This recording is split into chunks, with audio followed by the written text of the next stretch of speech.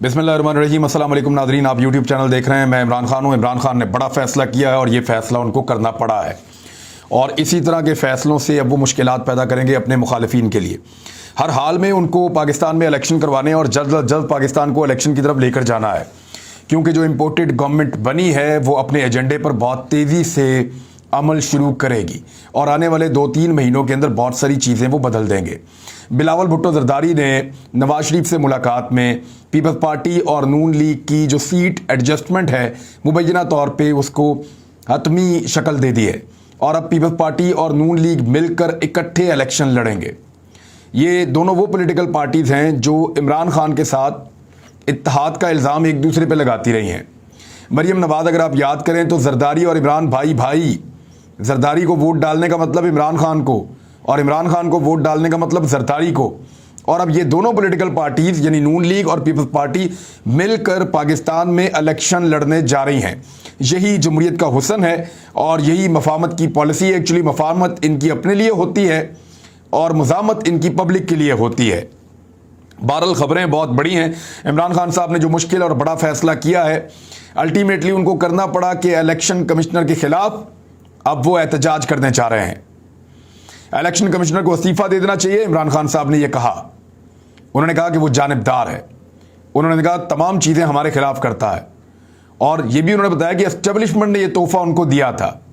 यानी उन्होंने बताया कि ये मेरी चॉइस नहीं है, ना अपोजिशन की चॉइस थी, ये एस्टेब्लिशमेंट ने उनको तोहफा दिया था। लेकिन जब से ये आया है ये तमाम चीज़ें तहरीक इंसाफ के खिलाफ करता है और ये जब से आया है तमाम चीज़ें अपोजिशन के हक में करता है। लिहाजा एक बड़ी पॉलिटिकल पार्टी जो पूरे पाकिस्तान में मौजूद है उसको इस शख्स पे एतराज़ है तो फिर इसको अपने ओहदे पर नहीं रहना चाहिए, इसको ओहदा छोड़ देना चाहिए। मगर इलेक्शन कमिश्नर कह रहा है मुझे ऐसी कोई वजह नज़र नहीं आती कि मैं इस्तीफ़ा दे दूं और उन्होंने मुस्तरद कर दिया इमरान खान साहब के इस मुतालबे को और इस्तीफ़ा ना देने का उन्होंने फैसला किया है। दूसरी जानिब आज तहरीक इंसाफ की सियासी कमेटी का इजलास हुआ। इस इजलास में इलेक्शन कमीशन के मामलात का जायजा लिया गया। इलेक्शन कमिश्नर ने जानिबदारी और बददियानती की इंतहा कर दी है, यह कहा गया। मंसूबे के तहत अभी तक मुनहरिफ अराकीन की असम्बली सीट खत्म करने की डिक्लेरेशन नहीं की जा रही। यानी वो जो मुनहरिफ अराकीन हैं उनके खिलाफ बाकायदा पाकिस्तान तहरीक इंसाफ ने रेफरेंस भेजा हुआ है और कानून के मुताबिक उनको डी सीट किया जाएगा, उनको उनके ओहदों से हटाया जाएगा। लेकिन मंसूबे के तहत ऐसा नहीं किया जा रहा और इलेक्शन कमीशन ऐसा करने से गुरेज कर रहा है और वो हर वो चीज़ करता है जो अपोजिशन को सूट करती है या हर वो चीज़ करता है जो इमरान खान को सूट नहीं करती। लिहाजा तहरीक इंसाफ 26 अप्रैल बरोज़ मंगल से यानी परसों के दिन से, मंगल वाले दिन से पूरे मुल्क में इलेक्शन कमीशन के दफातर के सामने इलेक्शन कमिश्नर के रवैये के खिलाफ एहतजाज करेगी। तहरीक इंसाफ की तमाम ज़िले तंजीमों को इस सिलसिले में हदायत जारी की जा रही हैं। अब मरीम नवाज और उसके हवारी और बाकी सारे लोग ये कहेंगे कि इदारों के ऊपर अटैक, इदारों के ऊपर हमला, तो क्या नैब के दफ्तरों के बाहर इन्होंने एहतजाज नहीं किए हुए? क्या इन्होंने खुद इलेक्शन कमीशन ऑफ पाकिस्तान के दफातर के बाहर एहतजाज नहीं किए हुए? क्या पाकिस्तान के हर दफ्तर के बाहर इन लोगों ने खुद एहतजाज नहीं किए हुए? इन्होंने हर जगह पे खुद एहतजाज किया है माजी में, तो अब पाकिस्तान तहरीक इंसाफ के लोग भी एहतजाज करने के लिए निकलेंगे। और ये जो चीज़ें अब होने जा रही हैं ना, रफ्ता रफ्ता जो आगे की तरफ बढ़ रही हैं, ये पता चलेगा ईद के बाद। लोग इसको आसान समझ रहे हैं। ये लॉन्ग मार्च आम लॉन्ग मार्च की तरह नहीं होगा। ये लोग खुद अपने अपने घरों से निकले हैं, ये लोग फैसला करके निकले। इसमें बच्चे, औरतें, बूढ़े, खवातीन सब मौजूद हैं। छोटे दूध पीते बच्चों को लोग लेकर आते हैं। ये लॉन्ग मार्च नहीं रुक पाएगा। ये ऐसा नहीं है जैसे तरीके बैग लेकर आ रहे थे तो सारे नौजवान थे उसमें, तो आप उनसे झगड़ा भी कर लेते थे। यहाँ पे बुजुर्ग भी हैं, खवातीन भी हैं, दूध पीते बच्चे भी हैं। आप किससे लड़ेंगे? आप नहीं लड़ पाएंगे जब कराची से, खैबर पख्तूनख्वा से, बलूचिस्तान से, पंजाब के तमाम शहरों से, अपर पंजाब से, सेंट्रल पंजाब से, जनूबी पंजाब से, इंटीरियर सिंध से, जब पहाड़ों के ऊपर से उतर के गयूर पश्तून ये हर तरफ से जब इस्लामाबाद की तरफ बढ़ेंगे तो फिर आप क्या करेंगे? ये पहले आपको सोचना चाहिए था। जब मैंने पहले अर्ज किया था कि ना लेना पंगा वरना ये ढोल आपसे नहीं बजाया जाएगा, तो आप लोगों ने वही किया। अब इमरान खान साहब का क्राउड आ रहा है इस्लामाबाद की जानिब, रोक सको तो रोक लो, उन्होंने रुकना नहीं है।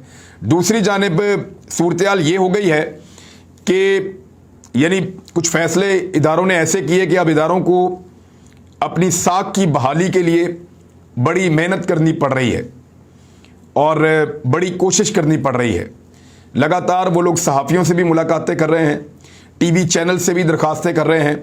जो काम पहले ज़रा सख्ती से करवाया जाता था, अब वो काम प्यार मोहब्बत और अब जो है वो थोड़ा सा प्यार मोहब्बत से कोशिश की जा रही है कि वो काम किसी तरह निकलवाया जाए। लेकिन इस मसले का कोई हल नहीं है सवाए इसके कि आप पाकिस्तान में एक नए इलेक्शन करवाएं और आप इंतज़ार ना करें उस वक्त का जिसके लिए ये सारा कुछ किया गया है।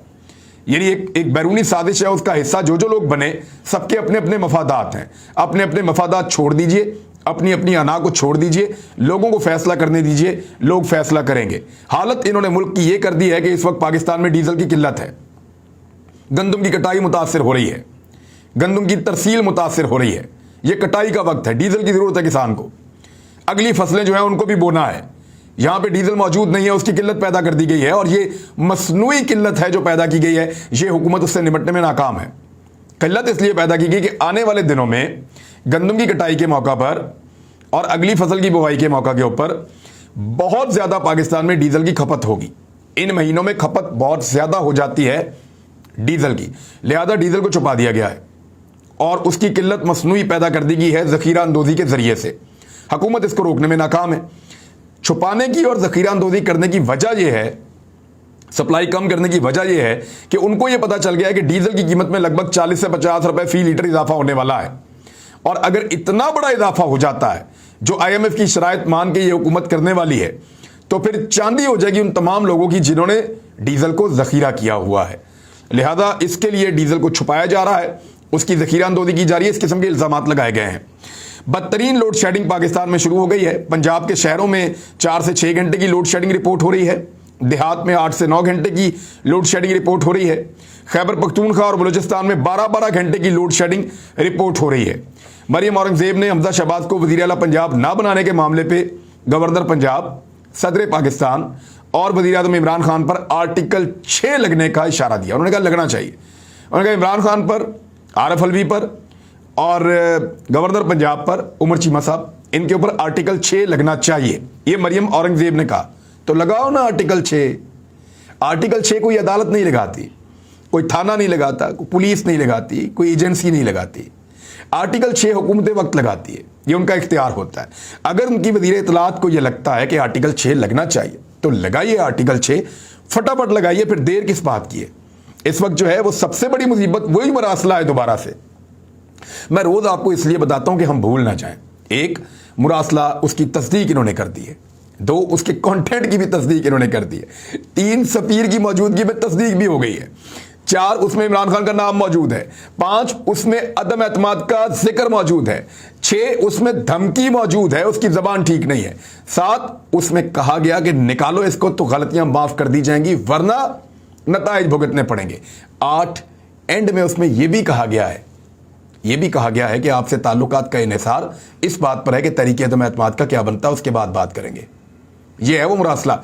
अब इसके ऊपर राणा सनाउल्लाह साहब ने एक स्टेटमेंट दिया और याद रखिए अब ये राणा सनाउल्लाह एक आम MNA नहीं है जिनका नाम ECL में था। राणा सनाउल्लाह ने एक तो अपने आप को खुद ही दरखास्त दी, खुद ही अपना नाम ECL से निकाला, खुद ही अप्रूव की और खुद ही अब जा रहे हैं। राणा सनाउल्लाह साहब जो हैं पाकिस्तान के वज़ीर दाखिला, एक जिम्मेदार पोस्ट है। वो ये कहते हैं कि असद मजीद ने यह बताया सफ़ीर ने कि मेरे से जो है ना वो अल्फाज तब्दील करवाए गए या इसके अल्फाज को तब्दील किया गया मुरासले के। तो एक तो मैं आपको बता देता हूं कि अल्फाज को तब्दील किया गया था। मैंने आपको पहले बता दिया था कि जो असल अल्फाज हैं वो आपको बताएं तो आप लोग मुल्क में आग लगा देंगे। जो मुरासले की असल लैंग्वेज है उसके अंदर कितनी एरोगेंस है, कितनी बदतमीजी है, वो आप तक ना पहुंचे, इसलिए हुकूमत ने उनको नरम करके आप तक पहुंचाया था। ये तब्दीली तो है, लेकिन अगर वाकई मुरासला बनाया गया है या जाली है या उसके अंदर ये किया गया है, जैसा कि मरियम नवाज कहती थी कोई खत है ही नहीं, कोई मुरासला है ही नहीं, जैसे शहबाज शरीफ कहते थे मुदाखलत साबित कर दें मैं सियासत छोड़ दूंगा, तो अपने एलामिया में खुद कह रहे हैं कि मुदाखलत हुई है, खुद तस्दीक कर रहे हैं मुदाखलत की, और फिर भी बैठे हुए हैं। सियासत क्या छोड़नी है, वजीर आजम की सीट के ऊपर पक्के होकर बैठे हुए एल्फी लगा के, इंपोर्टेड वजीर आजम। अच्छा, अब आ जाए, एक तो ये मरियम औरंगज़ेब, एहसन इकबाल और एक राणा सनाउल्लाह साहब, इनकी ड्यूटी है कि किसी तरह भी करो, कुछ भी करो, इस मुरासले के मुद्दे को गाड़ दो हमेशा के लिए। लेकिन ऐसा हो नहीं पा रहा, लोग उसको मानेंगे नहीं। खुद उसको एक हकीकत में कन्वर्ट कर दिया इन सारों ने मिलकर, और इन सारों ने मिलकर उस मुरासले को एक ऐसी हकीकत बना दिया है कि उससे अब जान नहीं छूट सकती। हमजा शहबाज अभी तक जो है वो वज़ीर आला पंजाब बनने के ख्वाब देख रहे हैं, लेकिन बन नहीं पा रहे। बड़ी कोशिश कर रहे हैं, बन नहीं पा रहे। 2-3 मरतबा वहाँ पे तैयारी की गई, कुर्सियाँ तक लगाई गई, फिर कुर्सियाँ उठा दी गई, नहीं बन पा रहे। इसको जितना डिले कर सकते हैं पाकिस्तान तहरीक इंसाफ वाले, मुझे लगता है वो पॉलिटिकली इसको करेंगे।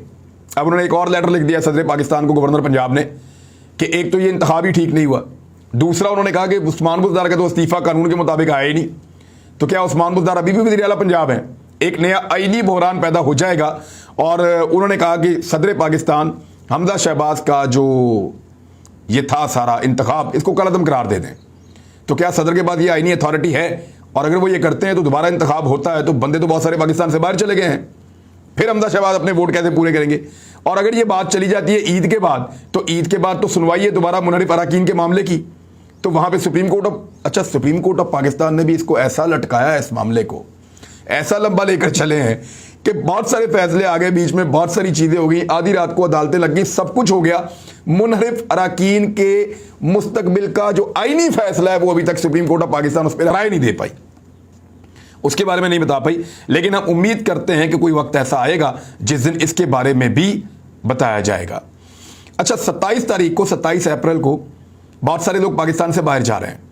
उनमें शहबाज शरीफ साहब भी हैं, वज़ीर आज़म पाकिस्तान, और मौलाना फजलुर रहमान साहब भी हैं, वो भी उम्रे की अदायगी के लिए जा रहे हैं, और मरियम नवाज साहिबा भी हैं, ये भी पाकिस्तान से बाहर तशरीफ़ लेकर जा रही हैं। अभी मैं कुछ क्लिप्स देख रहा था मरियम नवाज के और इनकी पूरी पॉलिटिकल पार्टी के, ये सब बार बार कहते थे कि इमरान खान की हुकूमत अगर गिरते भी होगी तो हम उसको बचाएंगे, हम गिरने नहीं देंगे। लेकिन आज इन्होंने हुकूमत गिराई, ये इक़्तिदार में आए, ऐसा मजाक भोंडा इस मुल्क के साथ किया गया कि इन सब ने अपने नाम खुद ही अपनी हुकूमत में ECL से निकाले, अपने खिलाफ खुद ही इंक्वायरियां की और अपने आप को क्लियर किया, अपने केसेस से खुद ही जान छुड़ा रहे हैं। और ये सारे लोग जो जमानतों के ऊपर बाहर हैं, और मरियम नवाज मुलजिमा नहीं है, मुजरिमा है, ये सारे अब पाकिस्तान से बाहर जा रहे हैं बारी बारी। मरियम नवाज साहब जाएंगी सऊदी अरब, नवाज शरीफ साहब से उनका वहाँ पे मिलन होगा, उसके बाद गालिबन वो चली जाएंगी UK, बरतानिया, वहाँ पे भी नवाज शरीफ साहब के साथ रहेंगी, और मेरे ख्याल में ये ख़ानदान ईद वहाँ पे मनाएगा। ये नॉर्मली ईद लंदन में मनाते हैं, और फिर मियाँ नवाज शरीफ साहब, मियाँ शहबाज शरीफ साहब जो है वो हंसी खुशी, नवाज शरीफ साहब बाद में पाकिस्तान वापस आएंगे, और उनका एक फ़कीदुल मिसाल इस्तकबाल कौमी सतह के ऊपर सरकारी वसाइल के साथ किया जाएगा। ये सारी चीज़ें तय हो चुकी हैं, और आने वाले दिनों में यही चीज़ें होने जा रही हैं। लेकिन इसमें एक बड़ी मज़े की खबर और भी है, वो ये है कि ECL से मोहसिन दावड़ का नाम नहीं निकाला जा सका।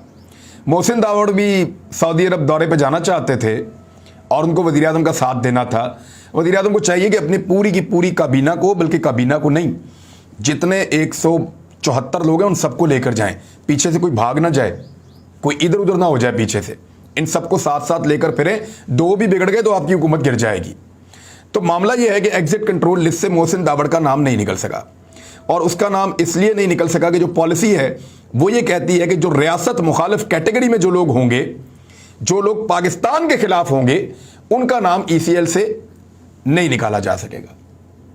अब आप अंदाजा करें कि एक आदमी ECL से उसका नाम इसलिए नहीं निकल रहा कि वो पाकिस्तान मुखालिफ है, लेकिन शहबाज शरीफ की काबीना में उसको इसलिए डाला जा रहा है कि वो पाकिस्तान मुखालिफ है। ये क्या मजाक किया आपने इस मुल्क के साथ? यानी और कितना दुख दिया जा सकता है, और कितनी तकलीफ दी जा सकती है इस कौम को जो आप लोगों ने दी है, छोटे छोटे फ़ायदे के लिए, छोटे छोटे अपने मफाद के लिए। इतना बड़ा नुकसान पाकिस्तान का कर दिया कि क्रिमिनल्स की काबीना ला के बना दी।